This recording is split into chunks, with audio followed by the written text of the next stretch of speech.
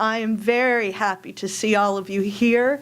This is a very stressful time for everybody, so we decided that we would do something fun and informative, and we have invited Andrea Popa and her staff from ISSO to have us all walk in the shoes of an international student. So I will give it over to Andrea. Okay. Watch that television, yeah. So yeah, many of you have seen the ISSO presentations where we talk about immigration responsibility and employment restrictions, and that's all part of our life in a very big way, as you will know from speaking to an international student or to anyone on the ISSO staff. But we wanted to give kind of flip the tables a little bit and give you a chance to walk in the shoes of an international student, to go through some of the hoops and challenges that they face just in their first few weeks of arrival. So this is really focused on the freshman experience of an international student and some of the logistics that they have to deal with. So you're going to have to get up and walk. You're going to have to watch your time. There's going to be things that don't quite resolve, and that's all part of the mix. And so what I'd like you to do is, if you're sitting at a table, your ISSO person, there's at least one or two ISSO staff persons at your table, so maybe introduce yourselves to the table. And you'll find that you have a manila packet. In the manila packet, each one of you, each participant will have a passport. And so that's going to be your identity for the day. And in addition, each participant is going to have a set of 6 scenarios that you're going to walk through, okay? And so the passport with the scenarios are intended to go together. And so what I'd ask you to do is, as you move through each of the stations, try to keep to script. This is a chance for you to do a little bit of role playing. And the sections on the passport that are blank, those are really for you to be able to write thoughts or notes or reflections that you may have about that particular experience. Now there's six primary sections. We have the U.S. Consulate, where you will get your visa. We have the U.S. Customs and Border Protection, where you will be admitted to the U.S. and F1 status. We have the ISSO check-in. We have on-campus employment. We have cultural adjustment issues and academic adjustment issues. So we tried to vary the scenarios because although most international students go through these 6 scenarios, they don't do them all in the same order, all with the same amount of ease. And so we wanted to give a little bit of the variety of the experiences of how different international students may face the scenarios. So I'd like to introduce to you the Abdul table. So Abdul is from Saudi Arabia, and he's a Questrom student. At table 2 here, we have you're Bella, right? Okay, Bella is a freshman from Toronto, Canada. At this table we have Kai, who's a freshman from Shanghai, China, and he's a transfer student. Diana, at the far table over there, is from Sao Paulo, Brazil. Eduardo here from Quito, Ecuador, and finally Farah from Iran is at the table far away. So watch the numbers. Typically it's 1, 2, 3, 4, 5, 6, but that one we're calling table X. And so we're going to mix things up. If there's 2 people at a table, sometimes you'll be directed to table X. So we'll try and watch for you so that you can go to the next section. On your case summary, you'll notice that you're not necessarily going to go in number order. So your number may start with 2 or 3, and you're going to follow that progression. And so go with your group. You as a group are all one person. In addition to the individual passports and individual scenarios that you have, you also have a packet. And so that packet is yours as a group, and that's your basic admissions documents, financial documents, and the documentation that you will be required to present at various stations. So to make things interesting, we have about 4 minutes per station, so it's going to be quick. So you interact with your table moderator as if you were a student trying to negotiate the particular challenge that you're in, but do keep to script so that we can sort of have fun with it. You don't have to keep to script entirely, but go with the scenario that you've been given and make sure you understand who you are as Bella or Eduardo or Abdul. So without further ado then, we will start the clock on case number 1. Abdul, welcome to the consulate. I see you're applying for an F1 visa according to your preliminary application. So I need to see your documents, and you should have an admission letter. What is the purpose of the visa? Well, why don't you just pass all your documents to me, all of them. Abdul Jafar. Boston University. Where are you My visiting? cousin went there. He said it was very expensive. The entire family is doing the same. Financial sponsorship. So what I'm going to I've met your father at a cocktail party. He's very well known in Saudi Arabia. Very interesting. So you are coming to study business administration? all have valid passports. Is that correct? Yes. So then What do you plan to do with business?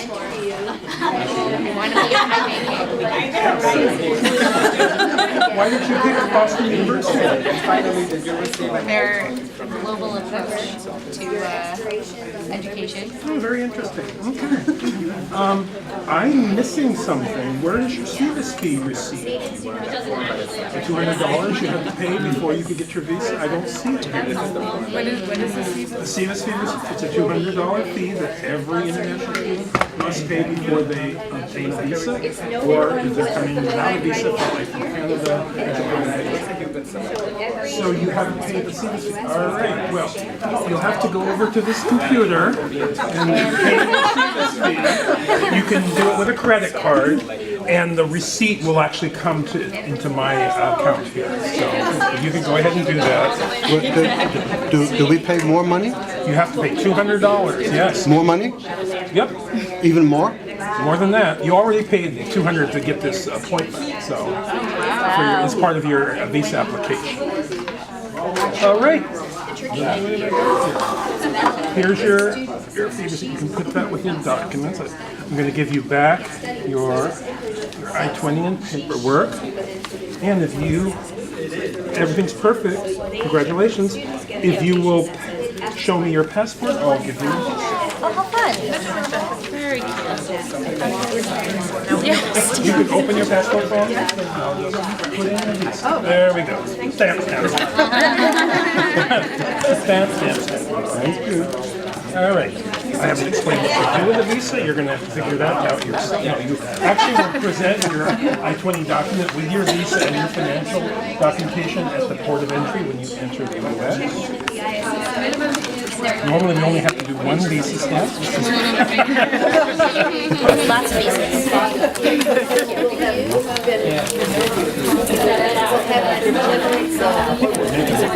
We're doing really well today, Abdul. Thank you.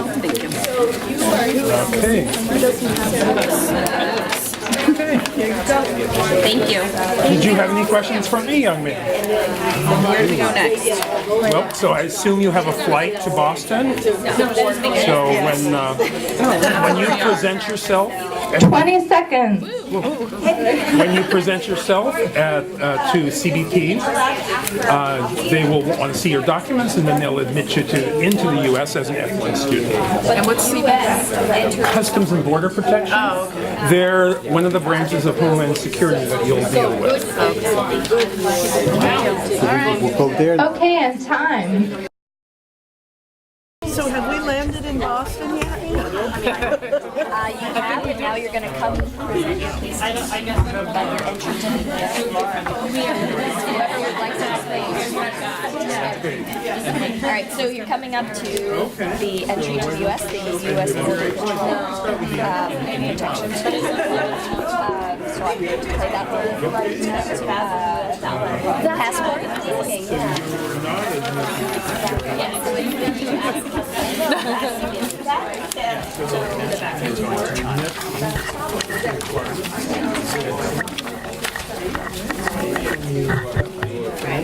The purpose of your visit? College.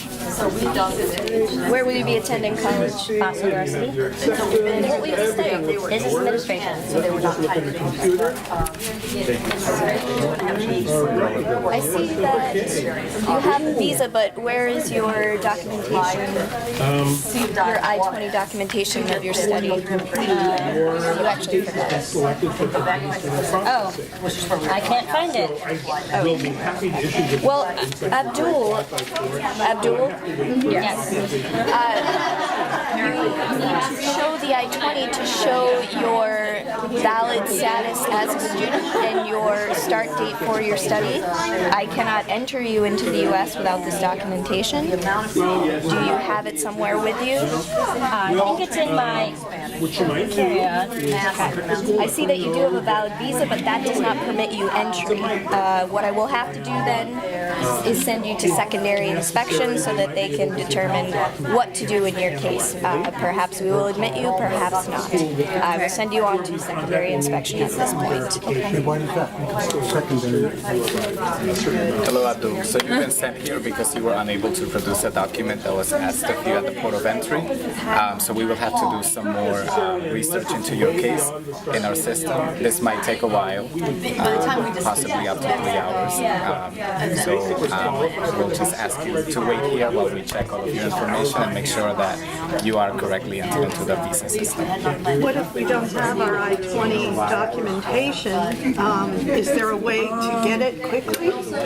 There might be a way, but I just have to check. There's a long list of people waiting, so we'll just have to wait.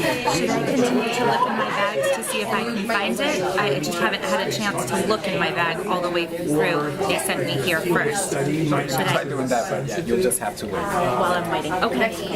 Thank you. Found it. There it is. Got it. Great.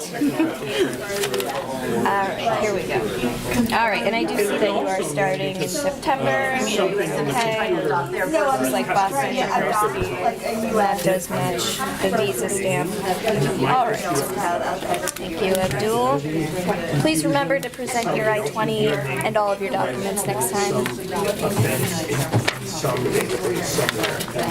So at the Port of Entry, every student or every visitor to the U.S. will get what's called an entry stamp, and you are entered into a certain status, so it'll be listed whatever status you're in. For students, most commonly it's F1. And then there's a notation that says how long you can stay in the U.S., and this says D/S. What that means is duration of status. So they're allowed to stay as long as they're in valid status, as long as their I-20 is valid, and as long as they're continuing their study at VU. So that's the stamp.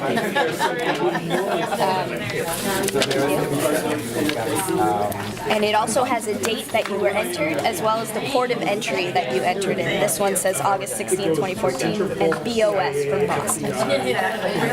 Now that scenario was basically showing when a student forgets their documents, that's what they have to go through. Sometimes they get added to, sometimes they're sent to secondary inspection, which is kind of scary for them, right? Because then they're pulling them up in a system. They're told to wait. Sometimes they wait up to 3 hours. Sometimes less. Sometimes it's only an hour, and they're able to open whatever system they have and check. What if we hadn't found the document? Would it have been resolved, or would we have? That's a great question. So the options at that point are that they can. Oh, yeah. Sorry, I took your spot. You can help me though. Well, Abdul, it looks like everything checks out, so we will let you in the F1. Thank you. So at that point, if there are options that the port of entry has, they can send them on a plane. Not often in Boston does that happen. Boston works with students all the time, so they are very understanding. The other option is they give them what's called an I-513, and that means that they have to go to us, get the I-20 signed or printed, bring it back to the airport, and be entered for duration of status. Thank you. Welcome. Bye. you still have your back, your luggage with you today, so you're coming straight from the airport? Yep. Yes. How did that go? A little bumpy. Yeah. On my 20 at first. Oh, okay.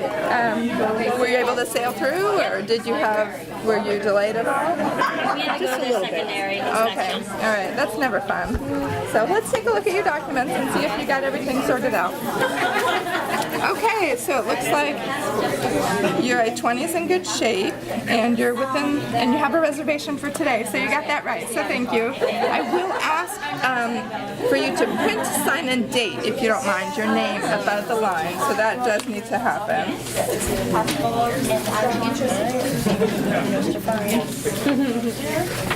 Sorry, we'll need just a copy of your passport, and I'm checking to see you have the valid visa and you have the F1 notation in your I-20, so that looks like it's in good shape.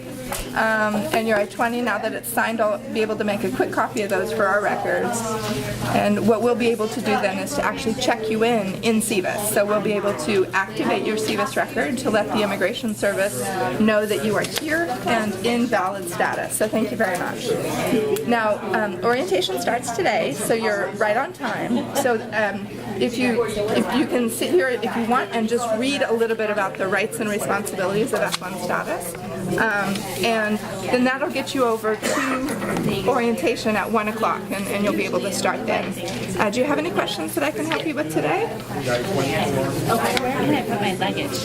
Yeah, so Am I supposed to bring it with me? when you go to orientation, they'll get you set up with housing, and you'll be able to actually move into the room that you're going to be staying in for now. So bring that with me to orientation. They'll help me check in, and then I go to the program. Yes, exactly. Yeah. Any information you need about cell phones or getting yourself set up with? It looks like you don't have a job quite yet, but if you do find a job at some point, you'll need to return to the ISSO. We have a little bit of additional paperwork that we'll have to do to get you authorized for work, and also help you apply for a Social Security number that's used in many employment-based things. So do you have a job already? No. You don't. Okay. So when you get that job, you will, every time you come back to the ISSO, you should plan to bring your I-20, your passport, and your I-94 with you. So we'll explain that process to you when you have your job. What's the I-94? So it's actually a electronic record of your arrival. So when you arrived, your passport was stamped with F1 DS, F1 status for duration of status, but there's actually an electronic record that was created as well, and that number from the electronic record is required for employment-based claims. So we can help you with that process when you have your job in place. How do we find a job here? It's a great question. Yeah, so there will be some information, perhaps that comes through orientation, but the Office of Student Employment is where you would go to find a job. So, and they have things on campus. They have, so anything that's an on-campus job, you would be able to 30-second warning. Can I set up a bank account? Sure. So we have a handout that we've prepared that sort of gives you some of the banks. There's a couple banks that are actually right at the student union, and those are really used to working with international students and can get you right set up with an account that works. So if you want to sort of set up electronic transfers of money from your family so that it comes into you, that would work. Some of the banks may, at the beginning, ask you for a Social Security number, and you don't have. Time's up. Time to move to your next table. But the banks on campus can do it with just your BUID, so there's a benefit of going to them. All right. Well, Thank you. Thank you, and welcome to BU. And let me give you your documents back. Who's the avatar for Abdul? Hi, Abdul. How can I help you today? My name is Sam Lynch. I'm the advisor here at the ISSO working with you. Now, welcome. And how can I help you today?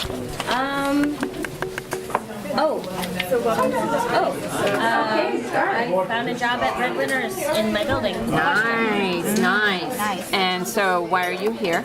I need to find some information about Social Security number. Okay, just Social Security. Do you have permission to work? I don't know. Okay, well, that's what we're going to figure out. Okay, we're going to resolve this for you. So what I need to see from you are your immigration documents. Can you provide this for me, please? Thank you. So I've got your I-20 document, I-9. I need your passport. So you gave me more than I need. And so that's why I discern what's going on here. We are pleased to offer you, this is admissions. Okay, so we've got some of what we need here. What I'm going to give for you to fill out is an I-94 form. Even domestic people or citizens of the U.S. have to fill out this form, so it's not just internationals who have to do this. So you fill out one side, and the advisor fills out the other side. You're probably going to have some questions, I'm assuming this, and if you don't, I'll give you a candy bar. So fill out the top pieces. If you don't know how to answer it, leave it blank. Okay. All right? And I'm going to progress. As I look through your documents, I see that you have provided me the immigration documents, but I'm looking for one more document. It's from your department that says that they gave you this job. Did you get that like letter? a restaurant. I know, but what happens is the department has to give the student that they hired a Social Security certification form that documents that they are working for this office, what their job is, how many hours they're working. We have to prove to the Social Security Administration that you are working in a bona fide job. You have to have proof of employment. Then the ISSO countersigns this form that says they are entitled to work, and that's because it's on campus. When we have that form, we do an on-campus employment authorization through the university information system. And we base the dates that you can start and by when you must end on your immigration document. All right. The letter is twofold purpose. It tells Social Security, yes, you have a job, and it tells them that you are eligible for this job, and that makes you eligible to apply for the Social Security number. So that's how that works out. And it takes a couple of weeks for you to get your number, and the sad news is that you have to physically take all of your forms and information, and that's why we give you this documentation to help you fill that out. So we're going to give you an application. Wrong form. We're going to give you an application to fill out for the Social Security card. We're going to give you information about where to go and then what documents you need to take. And we don't answer other questions about it because it's not our office that gives you that. So let me give this to you. And then do you have any questions for me on the I-9? You mentioned a letter that the department needs to provide. And you're going to get that to me. Oh, but are there specifications that the letter needs to include? Your employer knows. Okay. Okay, it's a standard form that they have to do. Now help me finish filling out this form. And if you make a mistake, that's okay. It just means we have to do the form over again. So that's why I'm real slow. You know, like tailor, measure twice, cut once. Go to the middle portion. Can you answer those questions there? Read them out loud. I'm aware that federal law provides for imprisonment and/or fines for false statements or use of false documents in connection with the completion of this form. Start here. Which one do you choose there? I attest under penalty of perjury that I am an alien authorized to work until... Are you an alien authorized to work? So, non-citizen? None of these. Oh, number 2. You actually picked the right one. I'm impressed. Yeah. So when you read it, look, it says, I can work till when? What is your immigration document? 48 months. What is the immigration document that has an end date? I must be done by September 25th, 2018. Then you're authorized to work till that day. Excellent. And then what's the document that says you have an admission number? Well, these days, right, and these days you just get a stamp in your passport, but when you come to the ISSO, you have to fill out, you have to get a form, and we send you to, we have a computer set up for you to print this document. This is called an I-94, an electronic I-94. It has an admissions number, it has all of the data that you is pertinent to you about your immigration information, and it also has that you're this status for this amount of time, and that information is what's going to help you provide all the required documentation. So we can fill out the I-9 and be in compliance with the Department of Labor laws. All right? Thank you. You bet. Thank you. Isn't it layered? I'm going to get Can you imagine English not being your native tongue? So, I'm Lauren I'm your friendly RA today. So, Abdul, how are you doing? What's new? Overwhelmed. Overwhelmed. Okay. Confused about the I-9. Oh, so you just came from the ISSO? You have a cheat sheet to learn all your different acronyms? Yeah. I got a job on campus, so that's exciting. You did? Where are you working? Breadwinners. Oh, very cool. Very cool. It's hard. hard. Yeah? Yeah. Have you had a job before? Not making sandwiches. No, okay. So that's new. Something new, good. Well, what else is new with you? Are you meeting friends on campus? Not really. No? It's a little difficult. Okay. Language barrier, and they all seem to know the same jokes that I don't know. Oh, okay. So you're still, learning to be an insider here on campus a little bit. Okay. All right. Well, are there any interests that you have? You might think about joining like a club on campus? Yeah, it'd be nice to find a club with people who have the same, beliefs. My religion's very important to me. Okay. Well, I don't know if you've gone to the Student Activities website before, but they allow you to sort by all different types of clubs. So you can do sports clubs and music clubs, and they do have one for religious clubs or also for cultural. So if you're looking for other Saudi students, you could join Saudi Student Association. I know there's also an Islamic Society as well, if that's of interest to you, and you could check that out. Otherwise, if you have, an intramural sport you might want to play, those are always good ways to make connections and maybe meet some students that have similar interests as you. Anything else? Can you tell me, where do I go to pray? Oh, I would recommend that you start at Marriage Chapel and that you talk to any of the staff there, and you can ask them, where the most appropriate place is for you to pray. Do they have space there set aside, or are there multiple spaces on campus? And they'll be able to direct you to those resources. Although it is a chapel that on Sunday celebrates, a Christian service, they are there to support all different religions on campus.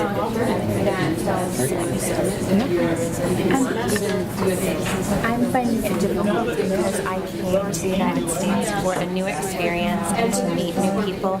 At the same time, I'm feeling a little homesick, and I miss, is it right to join a cultural organization? Or I'm feeling torn because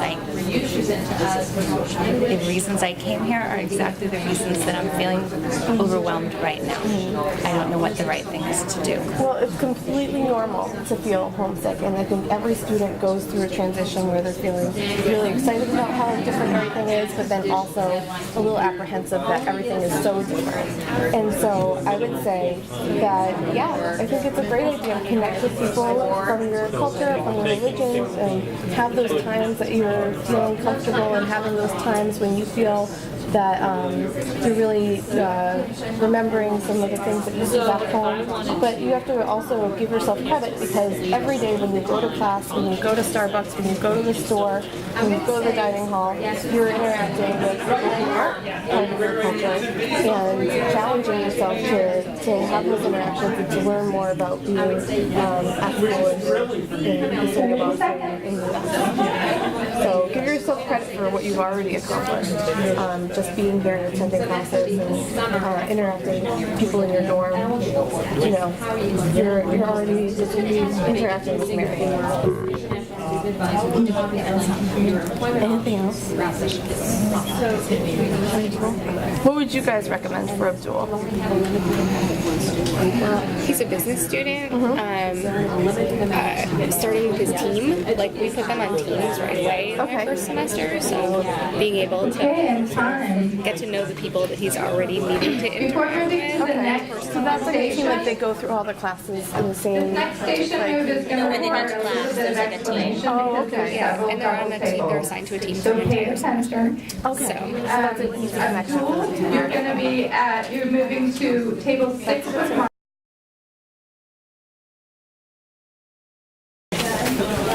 Hello, Abdul. Hello. Welcome to the ISSO. Thank you. So, we understand Abdul is having English language difficulties, and he's unfamiliar with American teaching methods. Now, how would we advise him on resources and options to help him succeed this semester? What are some things that we would... I found with international students it's really important to go over what plagiarism is and kind of academic misconduct, because it's so different from country to country. So while giving him the resources, letting him know citation skills and whatnot. might reference PRC. So you can think about getting a tutor if that's what he needs, and then maybe the language.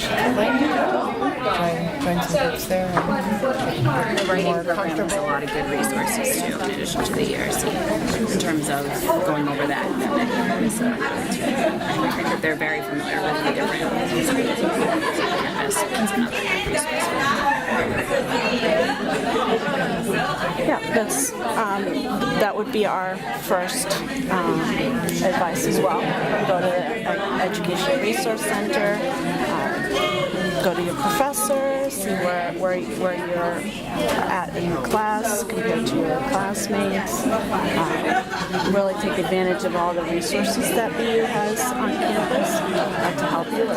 You said language link, and the peer tutoring, writing skills, and the workshops that are available. And then we would, advise them to come back to the ISSO, see how he's doing, see does he need additional assistance, how's he doing with the other classes. So keep looping in the academic advisor in the ISSO. There is a possibility that we could authorize them to drop below full-time for an academic reason, if he's having English language difficulties the first semester, but we would need documentation from the professor indicating that. That's only the first semester, correct? For the first semester, we can only authorize for English language and unfamiliarity with American teaching methods, but then there are a couple of other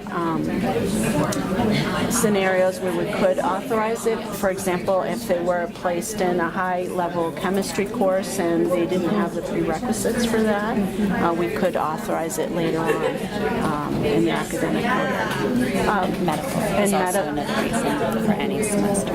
Exactly. Medical is another reason. Academic, we can only authorize it once during their entire bachelor's degree, but for medical, they're permitted up to 12 months. So we would give them the minimum time that they would need per semester. So if they dropped a course for unfamiliarity with teaching methods in the language, would they then not be able to drop again later on? Is that their one-time academic reason? That's right. Well, only one time for an academic reason. Okay, got it. So let's say that a student does really poorly in the first semester and we advise them to cut their losses and just withdraw for the semester. What part of this process do they need to go through again? Because that's happened. I mean, we've had students who just could not figure out their first semester, so rather than fail everything and start in a hole, we encourage them to withdraw and then start again the following semester. But I'm curious what happens. Well, that kind of starts them back at the beginning. Okay. In a lot of ways, where we would have to terminate their current visa document. We would have to plan for their return. They would have to resubmit financial documentation. If they're absent from the U.S. more than 5 months, they would need to apply for a new visa. And depending on where they are in their studies, it could affect their ability to work off campus after they graduate. So it's not something that we would advise too late in their degree program, and depending on what their work plans are. What options are there in terms of, maybe I'll ask that question to the bigger group, like just about work options like after they graduate? Like how can they stay here once they're CPT or OPT? Yeah. OPT CPT if they're going to make it part of their curriculum and extend it longer. OPT if they're graduating. Sorry, what's OPT? OPT is optional. Optional or optional practical training. They both have to be.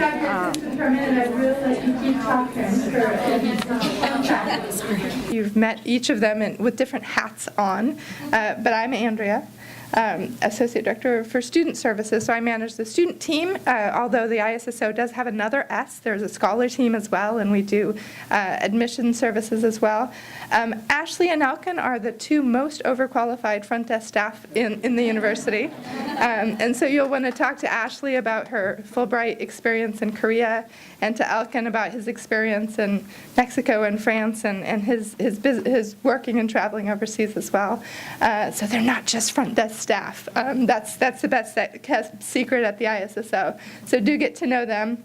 This is our international student advising staff. So each of these professionals handles immigration advising services for 2 or 3 different schools at Boston University. So they tend to range, they have a caseload of about 950 to 1,000 students apiece.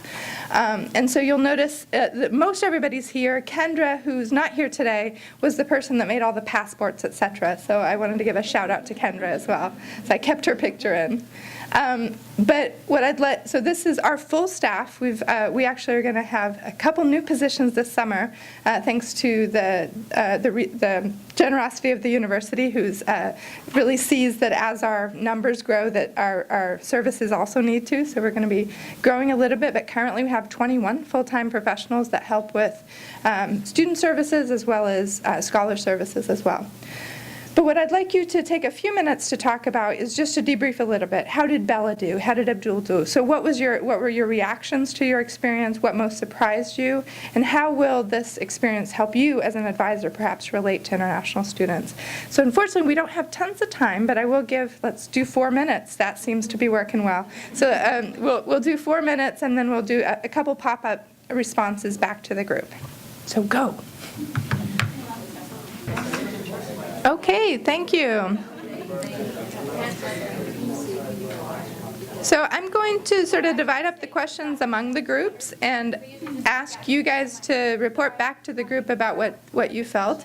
I'm going to first ask Abdul, where are you? Right here. Right there. So please, if you're going to, maybe if there's a volunteer from the group, wait until there's a microphone that you can speak into so that we can record you appropriately. So pick a question, the first one. What was your reaction? If there's I'll assign, I'll pretty much do first question to the first 2 groups, but if you didn't talk about that, just talk about something else. So Abdul, what was your reaction to the interactions that we went through? You weren't surprised. No. No. It was hard. It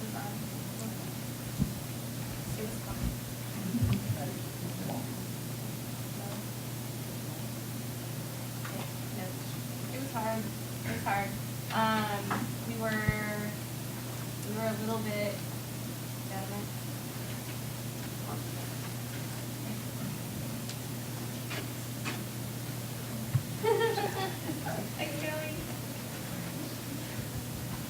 Thank you. Okay, so it was hard and a little bit scary, and we didn't even get detained for too long in any one particular place. There was one place where we were detained for 3 hours, and we were all kind of, it was scary, and they didn't tell us anything about why we were waiting or what was going to happen to us, and maybe we were going to get sent on a flight back after we had just gotten into the United States. And finding out about all of the extra money that we needed to spend on different processes was a little scary. So, yeah, that was a big part of our takeaways. Okay, maybe we'll just go down the line since we have the one mic. Maybe introduce yourself. What was your character, and what were your reactions? You were my surprise. Hi, I'm Brian Garnier, Assistant Director of Student Services at COM. Our biggest surprise at our table was that F was not a passing grade, but it met registration requirements. Okay. Yeah. It's better to get an F than an MG. Yeah, better to Right. get an F than a missing grade. So the difference between the immigration regulation and maybe academic progress, yeah. Yes. Yeah, so sometimes, yeah. What about this group?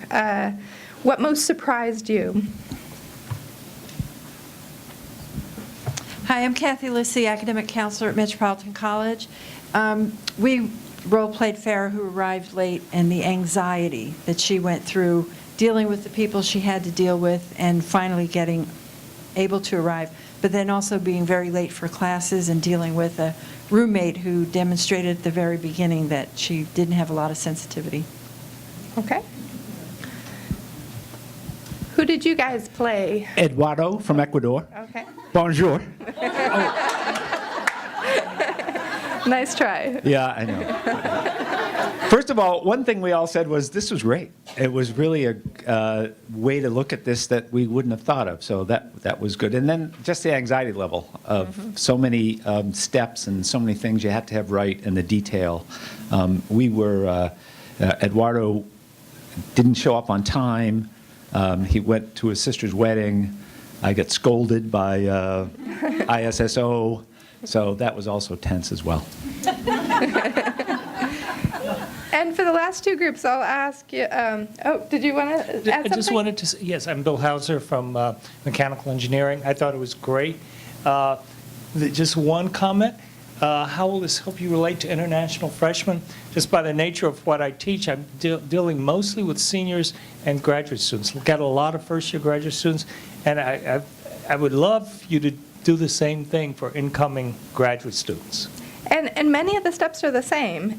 Perhaps, the maturity level, the sort of the academic and cultural issues may be different, but the administrative and bureaucratic steps are all the same. Thank you. So who did you guys play? Were you Diana? So what did you think? Oh, thanks. Thanks a lot. Tara and Andrea, I'm a pre-med advisor in the pre-professional advising office. We had Diana. She's from Brazil. And one thing that we spoke about in terms of just going through this entire process is that she was really asked to speak and have these communications in a very confident way with people who are older than her, who are more knowledgeable than her, and in some cases a lot more intimidating. And so having that with limited English skill as well, and having to really have a mastery of this understanding of this process was something that I think personally, and kind of we discussed a lot of respect for these students, their maturity level, their ability to navigate this and kind of navigate it within the first few months before they get here, and then during the few months that they're here, just as a freshman. So last we'll go to Bella from Canada. Anybody? Carrie Bulio from CAS Advising. And yeah, we had Bella from Canada, which I think we were surprised that she had issues at all. A little bit, yeah, she has. And so, yeah, we learned from some of our colleagues in ISSO that sometimes Canadians are surprised they have to go through any of this as well.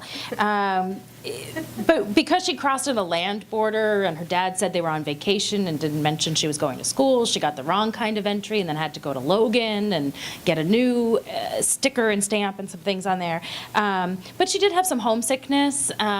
She missed Canadian Thanksgiving. And so I think kind of just some stuff that all freshmen go through, like struggling in chemistry, having homesickness, just kind of it's an added level of stress that they're so far away. And I get now why students, when I ask them for things, hand me a pile of papers because they don't know what's what, and it's probably in there and here, just find what you need. Yeah, so thank you. Thank you so much.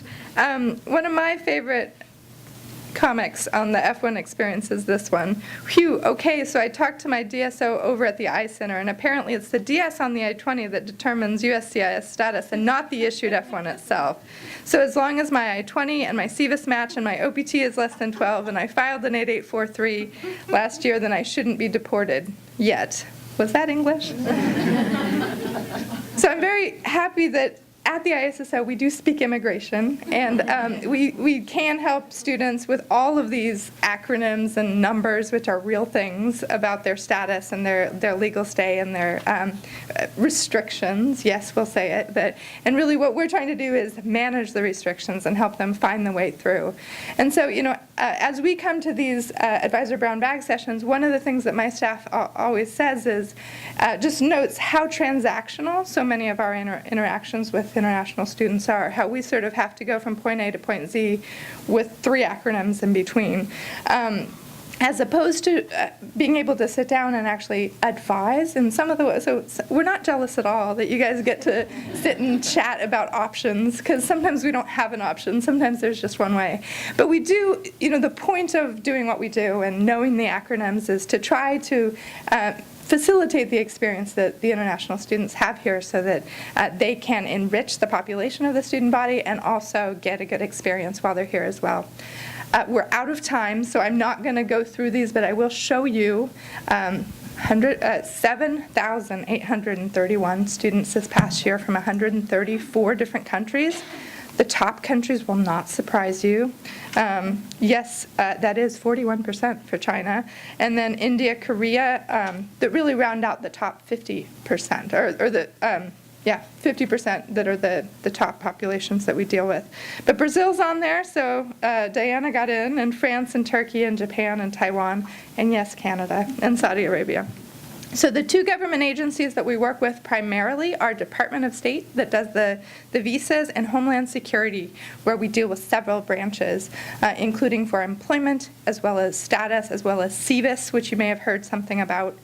And there are, in fact, 4 different immigration documents that we have to pay attention to, including or in addition, there's the electronic record, SEVIS, the Student Exchange Visitor Information System, that we have to sort of maintain like a plant, right? So these are some of the things that we have to report through SEVIS. We're checking to make sure students are full-time or have an authorized reduced course load. We're monitoring on-campus employment and the restrictions that are applied to that. We're also helping students apply for the types of off-campus permission that they have. And travel. They need a travel signature on their I-20 before they leave the country. So we see them again in December, all 8,000 of them. So just for a key summary of ISSO services, this is, we essentially help with arrival and sort of where, how do I do things. We're not responsible for orientation, but we work collaboratively with our fantastic staff at the Office of Orientation, and then we answer many of those basic acculturation questions. We help with legal status, with employment, and with travel questions. I would just bring your attention to our new website. This semester, we redid our website, and buried in it, it may not be the first thing that comes to mind. We actually have put in under the BU admin section a section for advising current international students to maintain status. So for advisors, you'll find some tools there about understanding employment authorization, understanding the academic rules that they have to deal with. This is a work in progress type of page, so if there's something that you would like to see on here, let me know, and this will be something that we can continue to develop for tools. So only 1 minute over, and here we are. Any questions? I know many of you have day jobs that you have to rush back to, so thanks for coming out to play with the ISSO.